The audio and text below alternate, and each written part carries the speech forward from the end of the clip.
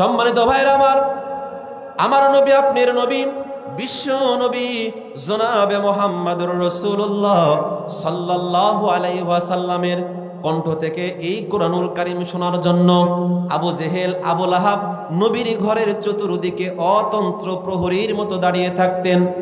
নবীজি যখন কোরআন তেলাওয়াত করতেন বসার জায়গা নেই, আলোর ব্যবস্থা নেই, সামিয়ানা নেই, মাথার উপরের কোনো সামিয়ানা নেই, খোলা আকাশের নিচে দাঁড়ানো অবস্থায় অন্ধকারে নবীর কণ্ঠে কোরআনুল কারীম শোনা শুরু করেছেন। সম্মানিত ভাইরা আমার, যখন কোরআনুল কারীম শোনা শুরু করলো তখন তারা মনে করলো একটু শোনা হলেই চলে যাব, আর একটু শোনা হলেই চলে যাব। এরকম করতে করতে বাড়ি যাওয়া তো দূরের কথা, কখন যে সকাল হয়ে গেছে সকালটাও পর্যন্ত তারা টের পায় নাই। সুবহানাল্লাহ বলেন।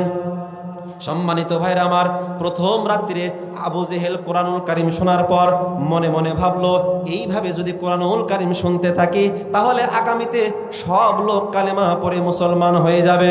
সুতরাং নিজে তওবা করব, সমস্ত নেতাদেরকে তওবা করাবো যেন আগামীতে কোরআনুল কারীম শুনতে না পারে। সম্মানিত ভাইরা আমার, আবু জেহেল নিজে তওবা করলেন, সমস্ত নেতাদেরকে তওবা করালেন।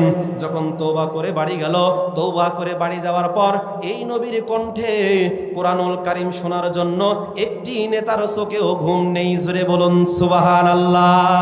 সম্মানিত ভাইরা আমার, এইদিকে আবু জেহেল মনে মনে ভাবলো আমি যেহেতু নিজেই নিষেধ করেছি সুতরাং আমার ভয়ে তো কেউ তো সাহস পাবে না এই কোরআনুল কারীম শুনতে আসতে, আমি একটু মজা করে কোরআনুল কারীম শুনবো। সম্মানিত ভাইরা আমার, এইদিকে আবু লাহাব মনে মনে ভাবছেন আবু জেহেল যেহেতু নিজেই নিষেধ করেছে সুতরাং সে তো আর আসবে না, আমি একটু তৃপ্তি সহকারে কোরআনুল কারীম শুনবো। এরকম হতে হতে অবস্থাটা এমন হলো নবীর বাড়িতে দাঁড়িয়ে 1 ঘন্টা 2 ঘন্টা নয়, বরং সারা রাত্রি তারা কোরআনুল কারীম শুনেছে। চিৎকার মেরে বলুন সুবহানাল্লাহ। সম্মানিত ভাইরা আমার, কোরআনুল কারীম যখন শুনেছেন, কোরআনুল কারীম শোনার পর যখন সকাল হয়ে গেছে, সকাল যখন হয়ে গেছে তখন তারা নেতারা মনে করেছে জনগণ দেখলে ইজ্জত সম্মান চলে যাবে, এখন পালাইতে হবে।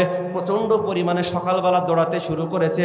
দৌড়াতে দৌড়াতে নেতাই ধাক্কা লেগেছে। চিৎকার মেরে বলুন না আল্লাহু আকবার। ধাক্কা লাগার পর আবু জেহেল ধমক দিয়ে বলতেছে কে তুমি? তাকাইয়া দেখে আবু সুফিয়ান। আবু সুফিয়ান তাকাইয়া দেখে আবু জেহেল। লজ্জায় কেউ কাউকে কিছু বলতে পারছে না, চুপ হয়ে গেছে, কেউ কাউকে কিছু বলতে পারছে না, কোনো কথা বলতে পারছিল না।